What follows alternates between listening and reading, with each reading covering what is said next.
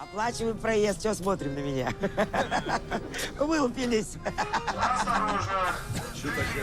А вот я фигурочка, да. Шутка. Вот я расстал. Следующая остановка архитектурная академия. Садитесь, с инвалиду никто никогда не уступит. Все он сидят в окна пялятся. Да садитесь, человека нога деревянная, он стоять должен. Спасибо, у меня... Садитесь, вы на ракового похожи. Кого? У вас рак. Спасибо, грипп. Hello, everyone, and welcome to our panel today to discuss access to art house cinema for deaf and hard of hearing audiences. My name is Charlotte Little, and I am a deafblind access consultant at Matchbox Cine, and I am the host for today's discussion. This conversation has been prompted by Sovereign Films' release of PETROV'S, which is out in UK and Irish cinemas on the 11th of February. PETROV'S is being released with the support of the BFI, awarding funds from the National Lottery in order to bring this project to more audiences across the UK.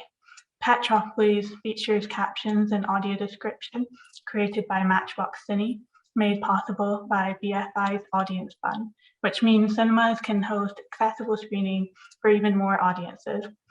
But we do know that this isn't always the case, especially with art house films, and that's what we're going to be talking about in more detail today with our panelists. I'm now going to introduce the panel.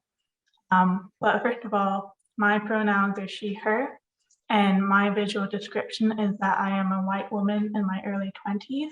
I have long, straight, dark hair with blonde highlights. I'm wearing a black top. And the visual description for our interpreter today, she is a white woman with brown, straight, shoulder-length hair, wearing a navy blue top and headphones with a microphone. I'll first of all introduce Sean Welsh, who's here with us today, who is the programmer and subtitler for Matchbox Cine, who is co-founder and lead programmer and has 14 years of professional access subtitling experience, most recently as subtitle manager for international streaming platform Mubi. Sean, are you okay to provide your pronouns and a visual description? Absolutely. My pronouns are he, him. My visual description, I'm a bespectacled, bearded white man in his early 40s, bald by choice. I'm sitting in front of a self-consciously curated bookshelf, and I have a black sweater on. Great, thank you very much. And next on our panel is William Maggart. William is a writer, director, and producer working in film and television who has made several short films and dramas and a miniseries, winning several awards at festivals worldwide. William is currently writing shorts and a feature-length screenplay, TV pilots, and children's TV series. William, are you able to provide your pronouns and a visual description, please? Wow, what a fantastic introduction to start with. So my pronoun is he and him. I've obviously been voiced over by a female interpreter today though. I'm wearing a blue t-shirt. I'm in my attic bedroom, stroke loft with dark blue background behind me and various bookshelves.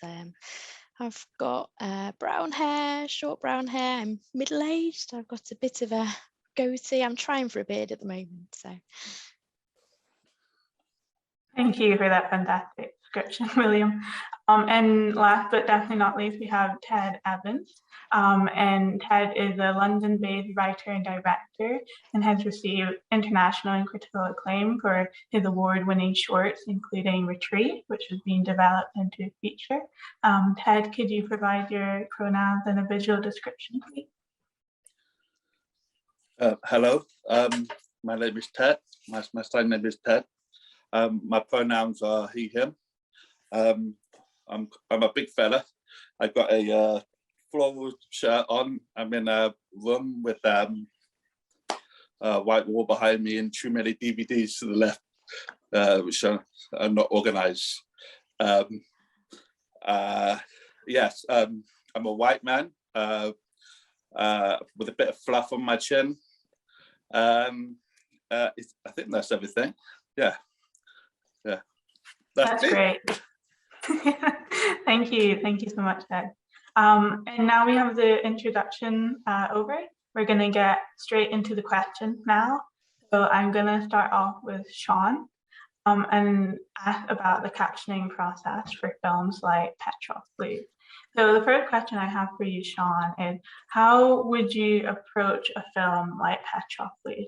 And as a captioner, how do you go about to create atmosphere for deaf and hard of hearing audiences who use captions? Okay, so there are two answers to that question. The first one is more practical, and the second one rather is more editorial. So it depends exactly what you want to get into, but I can talk a little bit about both. Practically speaking, for a film like this, we will get delivered materials for the film from whoever has requested the film be made, if that's the distributor or the sales agent or the filmmaker. And they'll give us the film itself, and they will ideally give us a subtitle file, a script, a transcript, or a dialogue list. And there's also documents, there's additional documents called things like the music cue sheet, which gives you, as it sounds, all of the music cues in the film, whether that's the original score or the soundtrack. So we get as much material as possible that will help us create the descriptive subtitles.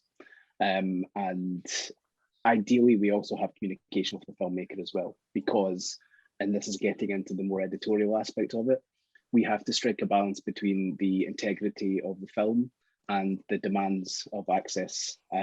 So quite often, not to degrees of severity, those things are opposed. And so sometimes we have to negotiate that constantly. Actually, we have to negotiate that. So sometimes we are in dialogue with the filmmaker, and sometimes we have to make our own best judgment on that. So in terms of how we create that atmosphere, we have a number of things at our disposal. We have the sound label, we have the music label, and then we have the labels, speech identifiers are called, to kind of allow us to distinguish who's speaking and when. Beyond that, the approach we take, excuse me, I'm going to take a drink before I choke. The approach we take is, the principle that guides us is equity of experience. So we're always trying to create the same experience for anyone that's using the descriptive subtitles to someone who's just using the soundtrack. And that's because it's particularly focused in the kind of theatrical experience, because the experience of cinema is immersive and communal. So the bad subtitles are one of the easiest ways to break that immersive quality of a film. And the communal aspect of it means that we are creating subtitles that can be used and like displayed and made use of into a very mixed audience. So the idea is to be inclusive and make film accessible, and not to separate an audience out, so that you have a deaf audience that has to go to one screening and a hearing audience that goes to another. And so, yeah, that drives us, that equity of experience. Yeah, I could probably talk about this all day, but that's the basic. That's what underlines every decision we make, that equity of experience.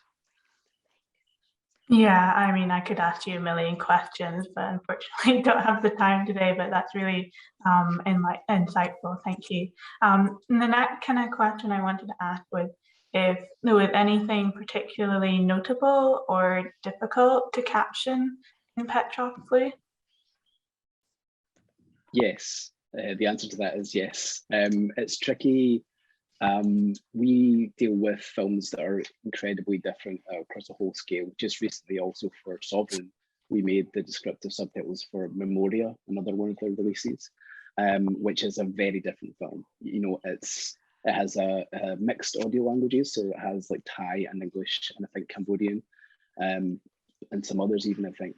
But it's very sparse in terms of dialogue, and then just in terms of the action. It's very focused on sound, but it's very, there's a lot of room for that description, and there's a lot of space around the dialogue.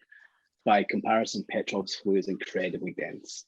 So there's like a huge amount of subtitles in this comparatively. And that creates a challenge for us, because we have to add the details like speech identifiers, which take up more space in a subtitle. And we also have to keep track of who's who. So when you have such a phantasmagoric, to a certain extent, film where like it's not always clear who's speaking, you have characters that are resuming in different forms, and you have to track all that, all the stuff there that's there in the audio as cues for the hearing audience. You have to keep track of that so that information isn't lost. And the particular challenge is because it's so dense, we have to navigate the actual dialogue as well as keeping track of all that. So yeah, and particularly for Petrov's Flu, it's quite dark as a film as well, which makes it challenging as well to kind of always keep track of what's what. And again, we have to do that in order to be accurate in how we're creating the descriptive subtitles. Thank you so much. And I kind of wanted to end by asking, how does working with a willing distributor aid access? It's essential. We, especially when it comes to non-English language films and theatrical distribution, because there is a tendency, because resources are thin and capacity is low, I think. There's always a will for access, but it does become deprioritized. And in the mix of that, when you have a program that has subtitles already versus maybe you have some English language films in your program or coming up in your cinema or on your release slate, they would perhaps take priority because there's no subtitles at all on them. And there is, I think, a kind of perceived knowledge that non-English language films, because they have the subtitles, they're already to a degree accessible. So they get kind of deprioritized, even as access itself is deprioritized. And I think beyond even the descriptive subtitles, there's the audio description, which we also are doing increasingly. And that is even less common for a theatrical release of a non-English language film. And so you need a distributor who is invested in that process, who's not only invested in the process financially to an extent, but they're also sincere in their engagement, because they need to know what all the parameters are. They need to know that how this is going to fit into the schedule of the release, because there's all kinds of behind the scenes things that impact this process. Like if they only have a very thin window of time to create this material, then everything needs to be very well organized to make that happen. And they also need to be across as a kind of not a major studio. They have to be across opportunities like you've mentioned, the BFI support, in order to make this stuff happen. And that kind of stuff has to be planned for. So they can't just assume it's going to be there. So it really needs that kind of investment and that kind of sincere engagement that Sovereign have demonstrated in particular. It's essential. Thank you so much for lending us your insights, Sean. I'm going to turn to William now and ask you about your experiences and your thoughts as well. So the first question I had for you, William, is as someone who works in film and television, what has your experiences been of accessible cinema or not accessible cinema?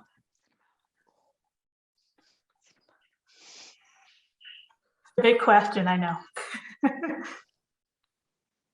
Well, when I was growing up, no, it's fine. It's fine. When I was growing up in the 80s, say, there was very, very few films that were subtitled. So as a deaf young person growing up, you know, you would watch silent films. That's an obvious one because obviously everything's visual, and everything will be there on the screen, obviously very iconic in how they're produced. Secondly, you know, karate films, you know, because again, they're very visual. So, you know, martial arts, those kind of films, those action films, just really wonderful to watch. And the third type of film would be total cinema. So like future cinema showings, going into the cinema, you know, if it was French, Spanish, South American films, all of those, because obviously they would have the subtitles on it. So any kind of international film with a spoken or a foreign spoken language would obviously have the subtitles there. So that was my experience growing up. But obviously I didn't realize it back then. It wasn't fully accessible. You know, as Sean has said, you know, it's not being accessible even in the fact that the subtitles were there wasn't the music cues, there wasn't the additional information that you often see now. For Petrov's Flu, when I watched that, I think it was really interesting to watch, because obviously it was the future of language, but also for the spoken names, the background noise, the music that was there as well. It really was the best thing, you know, to actually have access to the music and the different characters within the film through the subtitles. You know, when the music started, the singing stopped. So then, you know that they have the access there. Obviously, I know that was something that I really enjoyed, and I enjoyed the film through the subtitles as well, you know, all the way through the Petrov's Flu. So I think that was the whole experience. Thank you so much. And I also wanted to ask, how does access to films like Petrov's Flu impact you as an audience member and perhaps also as a creative person?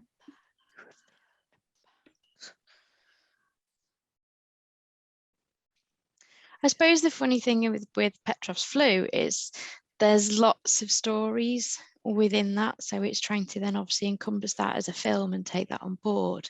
There's lots of aspects of culture going back within the situation that they were in. You wouldn't know that necessarily before you'd seen it, whether it was dream, whether it was real, and I suppose that's where the subtitles really give advantage. It gives you that weird way of thinking within the film that gives the deaf audience access, but also the hearing audience access as well, because they're watching it without having you know, the access, because if you didn't have that, then you wouldn't be following who was talking. So I suppose now we've got the access to the names of who's speaking and, you know, who's talking within conversation. So that's then the additional information that's given to the whole audience, not just the deaf and hard of hearing audience. So it makes a nice change, really. I think for my time with subtitled, I think it does need to take more time for people to watch films and, you know, to be engrossed by the subtitles, by what they're reading, but also then what they're seeing on screen. Because sometimes, you know, when the screen moves on to another scene, the subtitles are still there on the screen, or, you know, you're still reading from what's being said and you've missed the visual aspect of it as well. So, you know, I mean, I know Sean's done a great job of making sure that the subtitles are accessible throughout that film. You know, the songs, the performances, the different sounds, all of that was totally included. So yeah, very well done for that experience that it gave.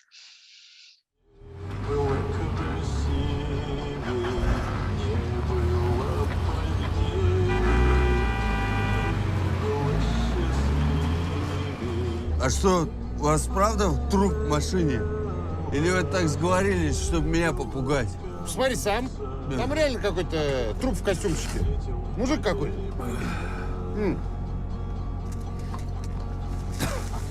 Игорь. Ну ладно. Игорь. Знаешь, я бы сам был не против, если бы меня немного на этом свете задержали. А я еще в советское время, когда в мореходке учился, я был серебряный призер Эстонской СССР по боксу. О, за это тоже надо. Ай. С наступающим. Давай.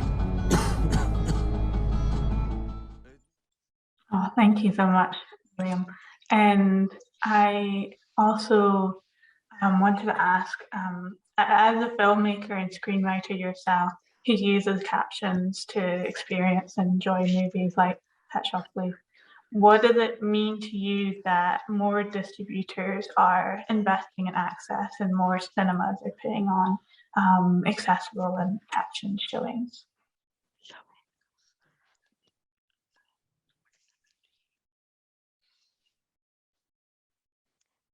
Twofold answer, really. I suppose firstly, when I'm creating my own material, I'm very specific about the subtitles that I use, because I think they're really important, and that's really, you know, taking that time to start with how it's matched, whether it be in sign language. And I know Ted's got the same experience as me as well. It's making sure that obviously as deaf creators, we're looking at that visual impact, that visual aspect for the audience, making sure that everything matches together, not only within the editorial aspect of it, and that's our responsibility, but it's also also the subtitles responsibility as well, because without that, it breaks the experience of what you're watching on the screen. So I suppose that's the first aspect. Secondly, subtitles within a film for deaf people, just, they're so important for us as a community to be able to go out and watch mainstream films, any film that's made, a film that's on TV. You know, it's being able to have that access at the same time as the other audience as well. So it's just, I think other people need to learn from that. Okay, there's no subtitles there. Yeah, it's just not the same experience and people won't go and watch it. Whereas the deaf community really value that. You know, I mean, obviously we've got the different aspects. We've got more films being made now, which is great, but obviously that just needs to be encouraged more. Thank you so much, William. You've raised some really important points there. And again, I wish I could talk about this all day, but we're going to turn to Ted now. And Ted, I also wanted to ask you, as a film lover and as a deaf filmmaker, what have your experiences been with cinema?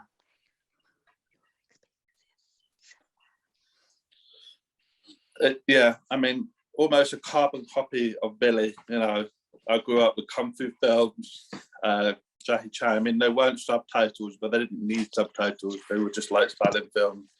I was a part of a cinema club from the age of like 4 or 5. You know, my relationship with films was, you know, I loved films from a kid, but I was conscious of the fact that I didn't understand what was going on audibly, but that doesn't matter for me. I mean, it matters now. Don't get me wrong, you know, subtitles are so important, but so my experience of cinema has always been there. I've always seen films, whether they're being accessible for me or not. But yeah, I mean, it feels really good. I think, no, I'm lucky. I live in East London, and I have like 15 cinemas in walking distance, you know, so I can go to any of them and catch a cinema screening in subtitle screening whenever I want, you know. So I'm really privileged and lucky, you know. And we have things like Netflix, which are pretty good for subtitles. Not the other one. The other one's pretty bad, but I won't say which one. So yeah, I think we're living in interesting times with subtitles and captioning. We've come from, our childhood is such a world away, you know, and then now we're exposed to all these films, and it's exciting. Brilliant. Thank you so much, Ted. And I also wanted to ask if you could talk a little bit about the impact that having access to films like PETROV'S, whether on the big screen or online, has on you.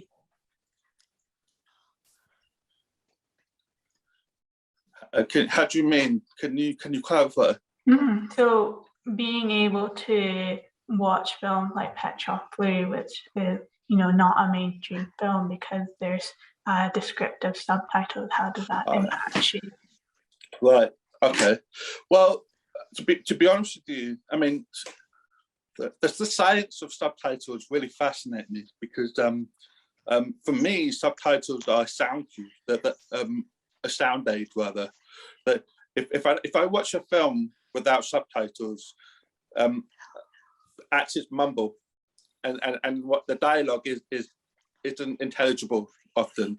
So, but when I watch a film with subtitles and the subtitles flashing at the bottom of the screen, and my brain picks them up for a split second, I hear them crisp, you know, perfectly, you know, and I hear all the accentuations, the intonations. So that's how subtitles work for me in my brain.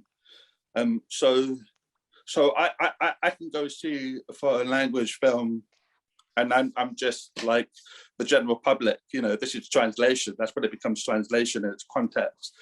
But then if I'm watching an English film without subtitles, I'm in trouble, and, you know, I need my subtitles, otherwise I can't hear it well. So it's interesting in that respect.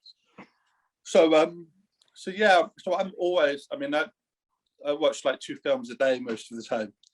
And so I'm always watching films like PETROV'S, which was fantastic, by the way, very rich and expressive. I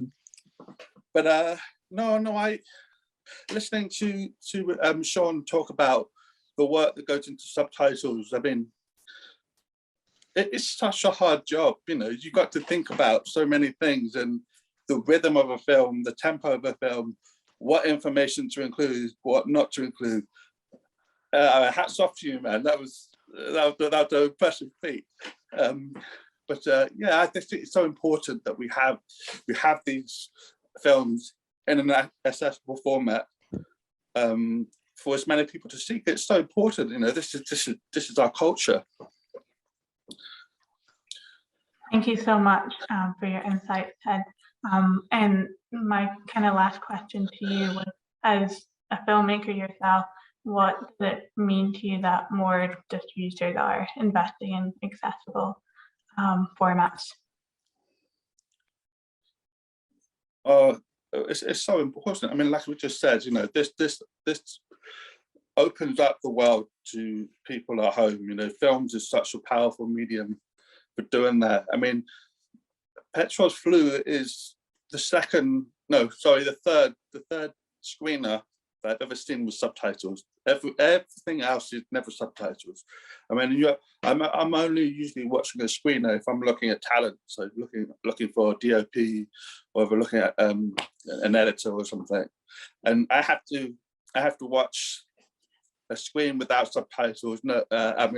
Watermark and everything, and it's really hard. It's denying me the experience that everyone else has. So, I mean, it's one thing, the audience come first, but my God, if they could subtitle every screener, that would be a massive help.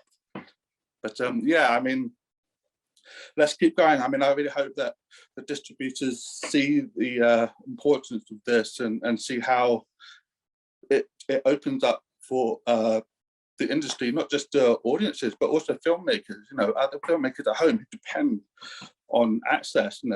This is going to change things. Absolutely, 100%. I can totally relate to never being able to access screeners with captions as well. Wow. So I think I have time for one more question, which I'm going to ask to the whole panel.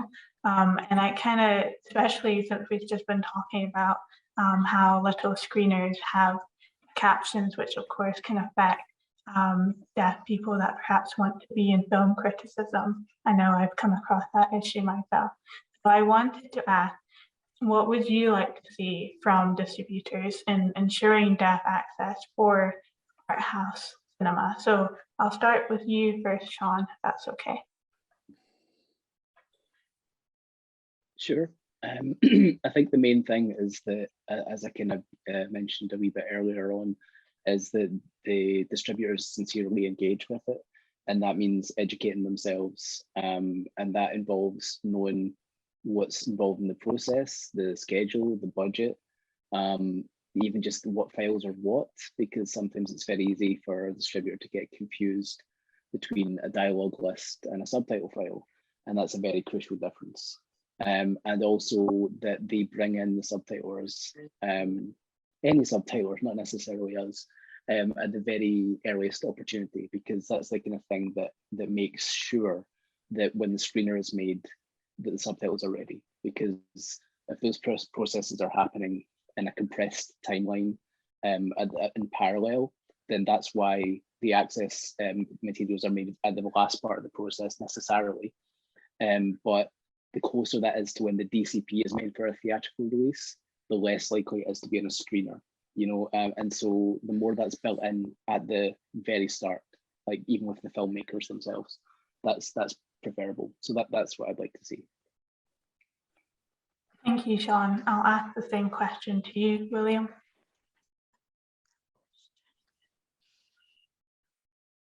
I think it's really important. I mean, when we're talking about film, we're obviously talking about access. And when we're talking about access, that can quite quickly become bad. I mean, when you're looking about 15 years ago, the Black Book, that kind of, it was a war film in World War II. The dialogue was all the way through it.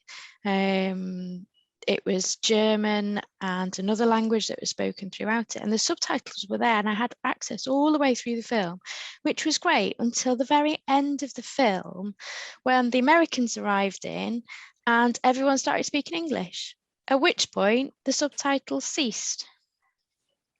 So, you know, for that 15 years, I still don't know what happened at the end of the film of Black Book, because that's when the subtitles ended, as soon as they started speaking in English.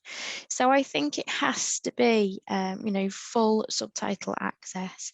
You know, we know when we go into a shop and you look at the DVD array and, you know, you're looking at whether it's DVD or Blu-ray, and then you look on the back and you're thinking, oh yeah, no, will I buy this? Will I take it home? Will I not? And then I start looking at it, you know, when I did find Black Book, you know, it's kind of like, I did get that, but it was still annoying that I hadn't had that access at the time of watching the film. So I think distributors need to think about the film and access for everybody.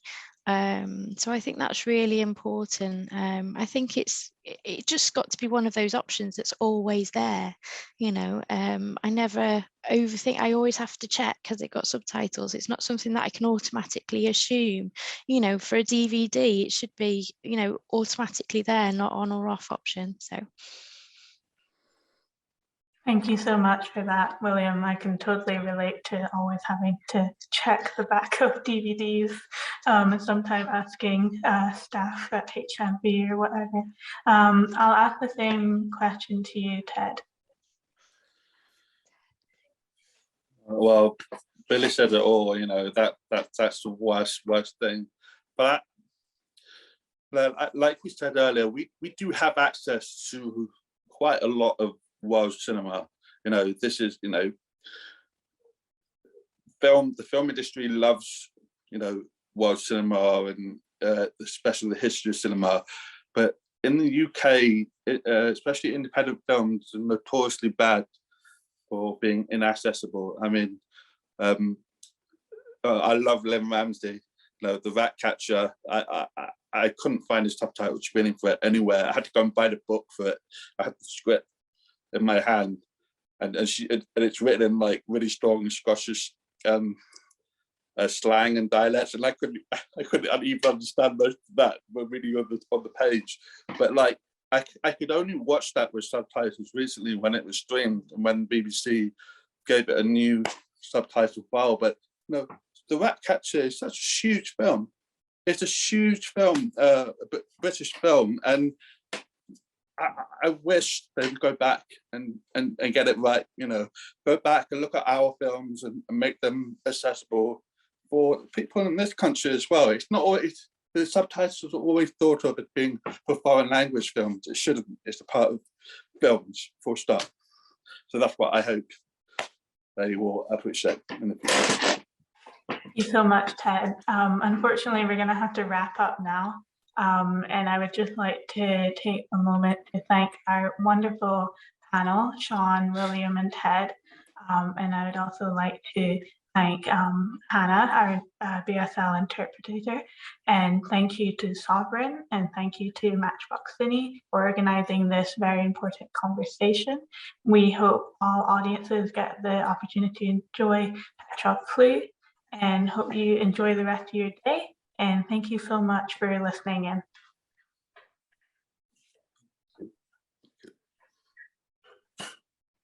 Thank you. You're welcome.